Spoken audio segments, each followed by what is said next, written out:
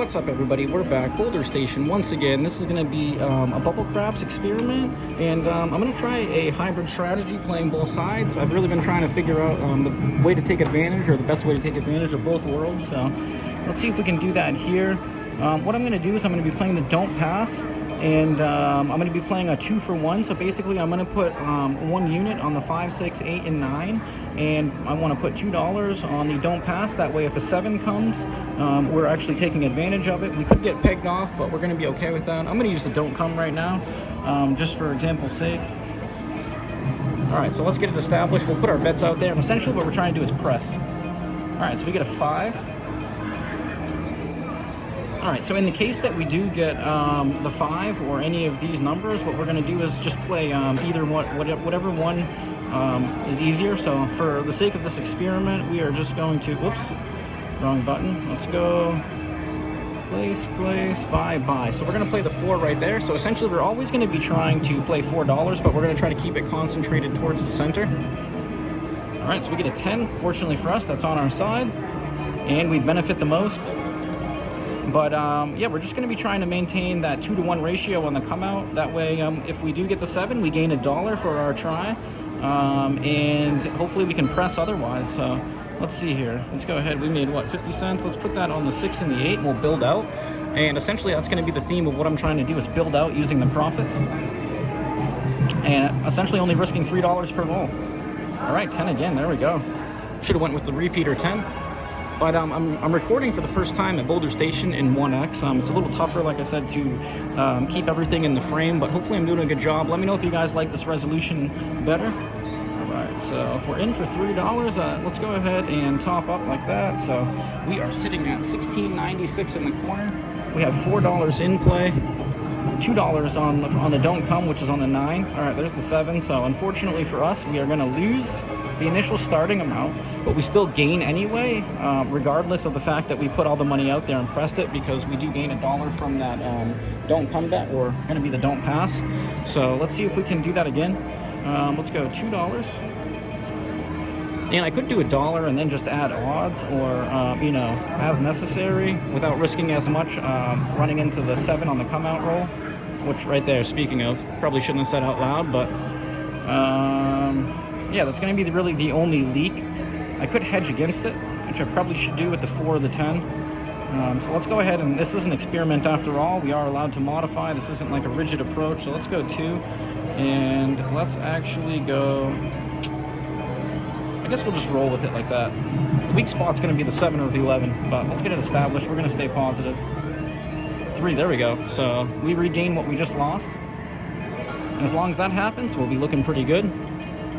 But well, yeah, I kind of want to see where I can take a hybrid strategy like this. Once again, one of my main goals or objective is always to risk the least amount of units for the maximum potential gain. Trying to find a system like that's really tough. When you do hybrid systems like this, a lot of times I find that you go back and forth a lot and you don't really gain much ground. All right, there we go. So we get the 5. It's going to be the same exact scenario that we had as last time. So we're not going to take odds, and I suppose as we start pressing, we could add odds to try to compensate for the units that we've gained, rather than risking them by putting them back out there. But for now, let's just stay consistent, see if we can gain some ground. Essentially, we are up $1 right now in the moment, 96 cents, so to speak. Let's go. Let's get it. Let's get it. 7 right away. So once again, we do gain $1. So not the worst case scenario, but hey, you know what? We'll take the accumulation any way we can get it. So 21.96, we're in for 20. And let's just stay, I like this setup that we got right here. Like I said, the only weakness being, you know what? I guess let's risk it. It's probably less risky. We're getting a nice refund up there. I probably should put enough to cover us, but all right, 5 again, we'll take it. 5's treating us well so far. No need to think otherwise right now. So let's take that down, and let's do our same build out. See if we can gain some units through pressing. And I guess we can use our vibe or our intuition when to pull down on the 6, 8, 9, and 10. We don't have to press to oblivion or until we get wrecked. But you know, gaining, I suppose if I would have taken the units down and then gained, I would have been in a really good shape on that first round. All right, that's a 6.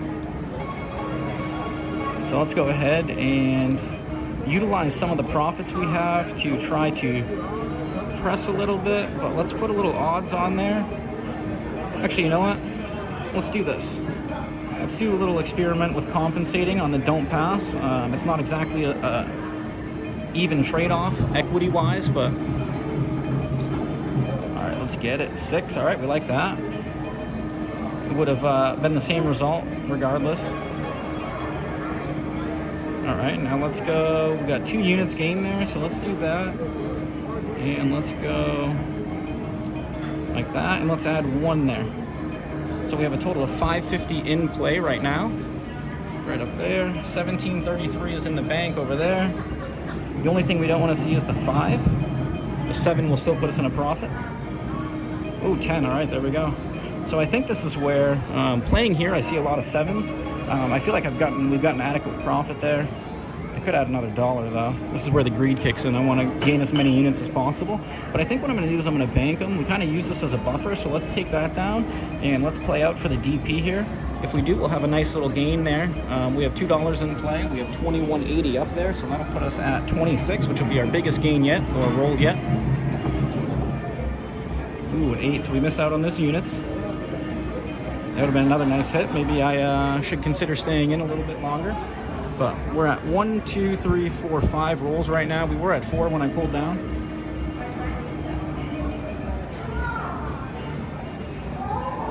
But yeah, I'd really like, the goal of this is to try to find something comfortable, starting with these low stakes over here at Boulder Station. We're super fortunate to be able to have the 25-cent 5,000 max. 6 again, or 8.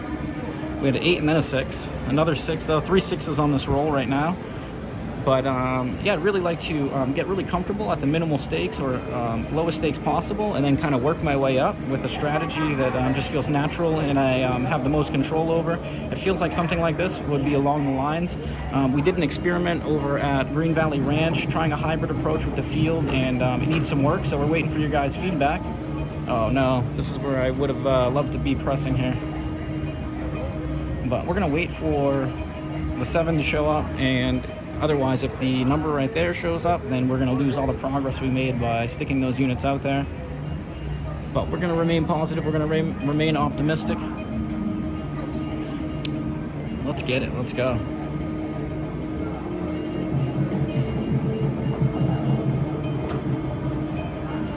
5. Oh no, we got pegged off. All right, so I shouldn't have spoken too soon. That's a scenario where, in hindsight, obviously, it would have been better to take those units and press them. We could have got a few more hits, gained the equity that way, and then what we lost on that 7 would have been, we still would have profited either way, but we're going to take that as a lesson. We're going to try to learn from it and apply it to future rolls and see how we can progress this strategy. All right, so we got a 6. So now let's go no odds, and let's go ahead and we're going to buy that, place, buy. You know what? I guess I really should just play all 5. Let's add a quarter and play all 5. So essentially, on the come-out roll, whatever the point is, we're not going to play that, but I think we're going to start playing all box numbers. So rather than doing a $2 DP, we're going to do $2.25. All right, that's an 8. We like that. And the whole object, once again, is to just kind of press or power press and then take the profits from doing so, and then waiting for that 7, which we know is eventually going to come. Hopefully it happens before we get pegged off on the point. But let's take that, let's add that there. And let's go 2 on the, use the odds to kind of equal out the equity. 5, all right. Good thing we did that, we gained some extra units. Yeah, my intuition's going off right now to pull down, so I think I'm going to do that. We didn't really gain much, but at the same time, if we do get this right here, it will have kind of made up for what we missed out on the last roll. So, hopefully the 7 wants to show up in more frequent fashion. Wow, that's a really big history for Boulder Station. Usually I don't see it that deep for that many rolls. Oh, that's a 4. Unfortunately for us.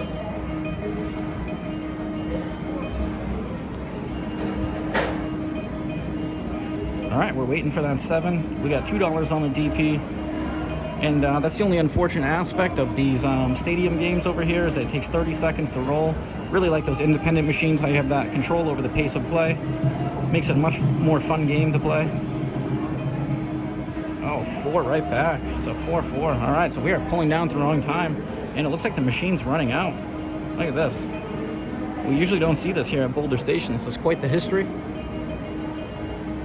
Usually we see 2 rolls for the whole screen and maybe 1 long roll, but hey, we'll take them when we can get them, right? All right, let's resolve this roll here. And we are 10 minutes in right now, so let's keep it rolling. 6, that's not good. So our points getting pegged off every time we take our profits, but fortunately for us, we are still in the profit. We're in for 20. We're sitting at 20.81.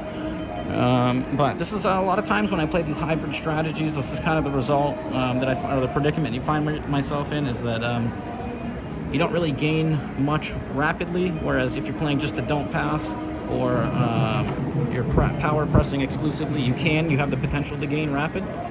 All right, so 4. I believe we said we're going to go 225 to try to make up for... All right, so we got all 5 spots, 225. The odds doesn't exactly make up for that extra unit that we're playing now, but I'm going to go ahead and make the modification. I really think 225, bet with, what do we have out there? 125, so we're still profiting if the 7 comes. Otherwise, we're looking to press those units. All right, so we're going to profit right there, and that's kind of the result we want in a scenario like this. So that's going to put us back to 2168, and yeah, so not necessarily the worst result, not the best, but we'll take it. Anything positive, profit is profit. We'll take it when we can get it. It gives us more opportunities for the future rolls. Let's do 2. You know, I wonder if I should be just doing $1 and then adding it accordingly to the odds. Oh, I guess it would save us some money in a scenario like that, but you know, I guess you'd be risking half as much, but then you're only gaining. You have to risk twice as much to gain half as much if it rolls on the 4 or the 10, whereas you're kind of a favorite, but there's always a trade-off. So, unfortunately for us, we're back to 1968. Let's go ahead and get that $2 on that don't pass. 9, we'll take a 9. And I think when I'm betting a low amount like this, I don't really think it's favorable to hedge. I could, but it's just going to add to the variance, and we should be able to ride it out either way, especially if we can figure out a way to accumulate these units. All right, so we have 125 on the box numbers, $2. I guess we should add that. Make sure we profit if that 7 shows up. Like that. All right, unreal. And this is the Boulder Station, I know. We'll take it, though. All right, 2059, so we're back in the green there, so to speak, barely. But let's see if we can get somewhere. That 11 killed us. If we didn't have that 11, we'd be at a decent amount right now, 2259. And we're only in for 20, so you can only expect so much. 7, oh no. All right, so we're getting crushed on those 7s and 11s. That's basically been the leak so far. What do you do here? Do you continue? Do we hedge? Do we just add 1 and then add odds? All right, let's just continue to pound away like this. I think we'll probably play for like 15 to 20 minutes this way, and then we'll make some modifications, come back and try part 2. Ooh, that would have been so nice if that was a 3 or a 2. Would have got a refund on our last loss. All right, no odds. See if we can make it happen. Let's add manually to those odds 25 cents. I'm gonna have to switch hands over here. All right, let's go, let's get it. Positive vibes. Let's go on a nice little run. Unreal. And this is what happens whenever I play hybrid. But we'll take the profits, slowly but surely. All right, 1946. Unfortunately, we had that 11 and the 7. That's what ate into our profits. Otherwise, we'd be at 2346. But let's stay positive. Let's try to overcome the machine serving us bad results. Let's go. 6, all right, we'll take it. Opportunity. It's not a 7 or 11, so we're happy about that. Reason to celebrate. Buy, place, buy. Quarter. But we're going to stay optimistic. Let's go ahead and add 225 so that we are getting a profit. If we do get the 7 here right away, which is what's been happening, we will at least be back in the green. Let's get it. 6. Point right away. Are you kidding me? All right. Let's clear that down. So we are at 1721. We are getting chipped away. Let's see if we can do something to reverse our fortunes here. We need that 2 or 3, get us back in the position we were before.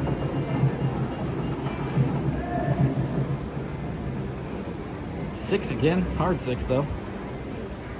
All right, so let's see if we can take advantage of this opportunity here. Let's go like that. And to try to make up, we'll do this. We'll add this as a little modification. Let's take this down. And then to try to make up for it, we'll add that. Actually, let's try to make up for it completely. So we're going to be profiting really nice off of the 7 if it shows up this time. We're essentially trying to make up for the loss we had last time. So maybe oh, are you kidding me? How horrible does your luck have to be? All right, so we are at 1321. Let's see if we can do the same thing. Oh, man, horrible luck. This is the luck I have at Boulder Station, it feels like. But yeah, I was hoping to make this work. Let's go. 10, all right, we like that. Let's do the same exact thing. But let's go 1, 2,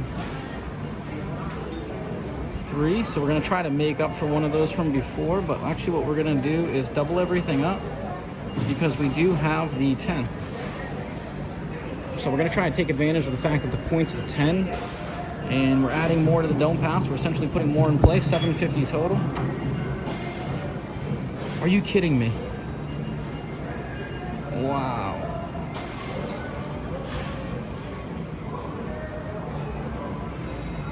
I feel hunted. All right, we're at 821, so we're a little bit more than 50% through our initial starting amount. Let's go ahead and try again. Wow, that feels so dirty. Every time I try to play a hybrid strategy here, it always does this. All right, we'll take an 8. And let's go ahead and add 2. You can't keep rolling up bad on us forever. I guess we have to try to make up for it somewhere, so let's try to do it right there. All right, 650 in play this time.